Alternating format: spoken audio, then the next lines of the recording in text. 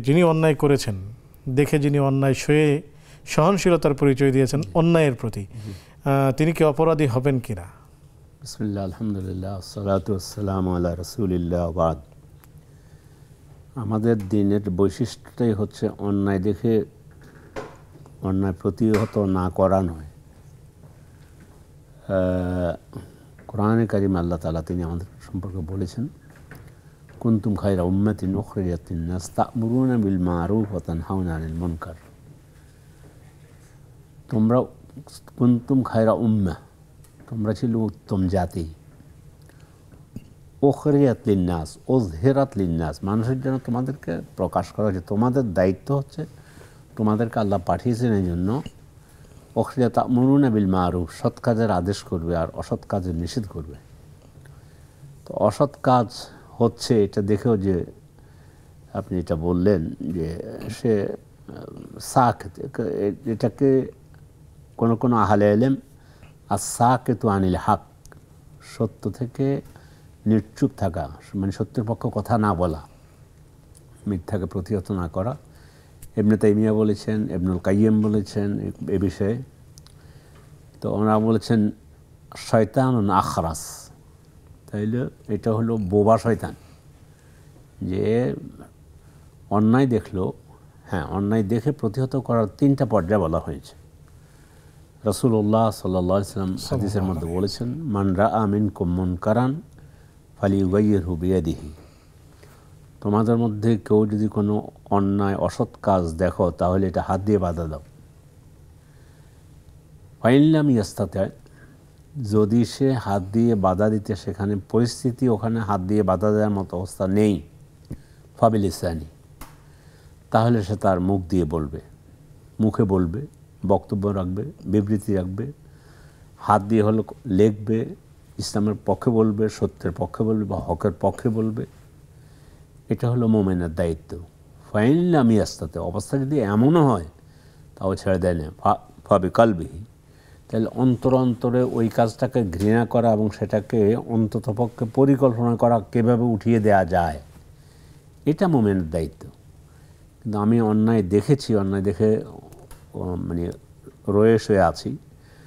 আর চমৎকার বিষয় নিয়ে এসেছেন, কিছু অন্যায় এখন আমাদের গা সওয়া হয়ে গিয়েছে, এটা এখন আর যেমন কি অন্যায় না। তো এ ব্যাপারে আমরা বলতে পারি যে আমরা দেখি অনেক সময় সমাজের চিত্র তো সকলেই অবগত আছি। রাস্তায় বের হলে অনেক সময় আমাদের সামনে অনাকাঙ্ক্ষিত কিছু আমরা দেখি সামনে, যেটা একজন মুমিন কখনো কামনা করে না, অনাকাঙ্ক্ষিত। আলহামদুলিল্লাহ, আমাদের মেয়েরা তো মায়ের জাতি, মায়াময়ী, মমতাময়ী, স্নেহময়ী, এরা মায়ের জাতি। আমাদের মানে আমরা আমাদের এই নারী জাতিকে আমরা পৃথিবীর সমস্ত ধর্মের, ইসলাম ধর্ম নারী জাতিকে সম্মানের সিংহাসনে বসাইছে। সব সম্মান উজাড় করে দিয়ে যেটা বলতে চাই সেটা হচ্ছে, দেখবেন আপনি এখন রাস্তাঘাটে বের হলে সেটা তাদেরকে ওভাবে শিক্ষা দেওয়া হয়নি বলে, ওই আদর্শটা শেখানো হয়নি বলেই তারা হয়তো এভাবে অনাকাঙ্ক্ষিত, যেটা আমি আবারও বলছি, আমার রুচিত বাধে যে এমন কাপড় চোপড়ে বের হয়। হাদিসটা বললে আমাদের দর্শকরা বুঝতে সুবিধা হবে। পরিবেশ, রাস্তাঘাটের পরিবেশ বোঝাবার জন্য হাদিসটা বলতেছি। আল্লাহ রাসূল বলতেছেন, সিনফান মিন উম্মতি লাম আরাহুমা বাদু, 2 দল লোক এখন আমি দেখি নেই, কিন্তু সামনে এদের আগমন ঘটবে। তো তারা কারা? বলছে কিছু লোক আছে, রিজাল, তাদের হাতে চাবুক থাকবে, বাহুবল থাকবে, বাহুবলে মানুষকে পিটাবে অন্যায়ভাবে, তাদের বাহুশক্তি আছে। এইটা একটা। দ্বিতীয় যেটা, সেটা আমি আমার ওই আলোচনার মধ্যে আনতে চাই, অনিসাউন কাসিয়াতুন আরিয়াত মাইলাতুন মুমিলাত রুউসুহুন্না কাআসনিমাতিল বুখতিল মাইলা লা ইয়াদখুলুনাল জান্নাহ ওয়া লা ইয়াজিদনা রিহাহা। হাদিসের অর্থ লা তাজিদু সাউন কাসিয়াতুন আরিয়াতুন মাইলাতুন মুমিলাত রুউসুহুন্না কাআসনিমাতিল বুখতিল মাইলা। এটা বলেছি যে মহিলারা পরিহিতা বিবস্ত্র, মুহাম্মদ সাল্লাল্লাহু আলাইহি ওয়াসাল্লামের ভাষা দেখেন, সাল্লাল্লাহু আলাইহি ওয়াসাল্লাম। মানে পরিহিতা বিবস্ত্র, দিগম্বর বা এই সমস্ত পরিশীলিত শব্দ এটা বললেই তো আমাদের কিছু কিছু মেয়েদেরকে এখন দেখি আমরা রাস্তাঘাটের মধ্যে একটা টি শার্ট গায়ে আছে, পিনপিনি পাতলা হয়তো, আর একটা জিন্সের প্যান্ট আছে, বয়স 15 থেকে 25, এই টাইপের মেয়েরা বেশি চোখে পড়ে রাস্তাঘাটে।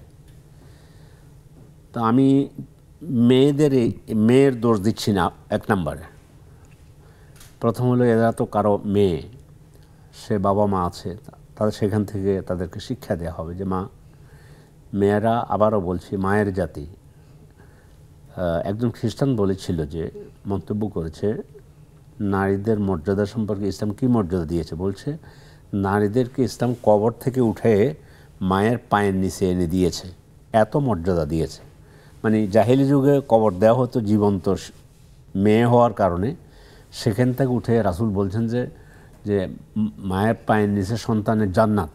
তো তাহলে মেয়েদের, আমাদের মায়ের জাতিদের মানে সম্মান দিয়ে তারপরও বলতেছি যে এই ধরনের মেয়েদেরকে যারা যে সমস্ত স্কুলে পড়ে, কলেজে পড়ে, ইউনিভার্সিটিতে পড়ে, সেখান থেকে কি স্যাররা এই জিনিসটা শিক্ষা দিতে পারে না যে তোমাদেরকে মামনি বলছি আমি, যে তোমাদেরকে আর একটু শালীনভাবে চলা দরকার।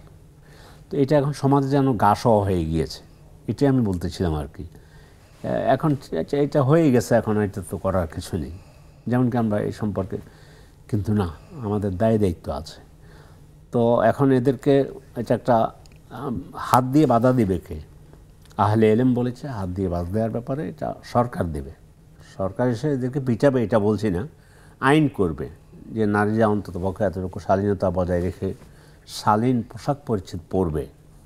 এই আইন করে দিলে আমাদের মেয়েরা মানতে কিন্তু সামান্য গুটি কয়েক, হাতে গোনা কয়েকজনের কারণে আমাদের সমাজের মধ্যে মেয়েদের যে অবস্থা, ইভটিজিং বেড়ে গিয়েছে, পরকীয়া বেড়ে গিয়েছে। আর এই যে এই মায়ের জাতি, এদেরকে এই যে ইভটিজিংয়ের কথা বললাম, ধর্ষণ বেড়ে গিয়েছে, ইত্যাদি ইত্যাদি। এটার ইফেক্টটা, এটার ইয়েটা কিন্তু সবখানে পড়তেছে। তো এই জন্য মানে, কিন্তু এই অন্যায়টা কেমন যেন গা সওয়া হয়ে গিয়েছে। আপনি বাজারে যাবেন, নিউ মার্কেটে যাবেন, এইভাবে চলাটাই যেন স্টাইল, ফ্যাশন। আসলে তো ইসলাম এটা বলে নাই।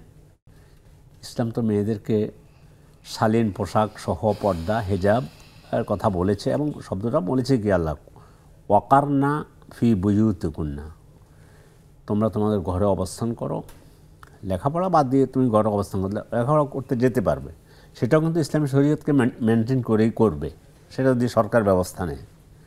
তো যে সরকারের একটা দায়িত্ব আছে, তার যে হাত দিয়ে বাধা দেওয়ার, মুখ দিয়ে কথা বলার আলেমদের, খতিবদের, ওস্তাদদের, মুহাদ্দিস, মুফাসসির, লেখক, সাংবাদিক যারা যেখানে আছে তারা লিখবে এটা কুফল, যে এটা আসলো কোত্থেকে, আমরা এমন হয়ে গেলাম কী জন্য, আমাদের মেয়েরা আজকে রাস্তাঘাটে এভাবে চলছে কেন।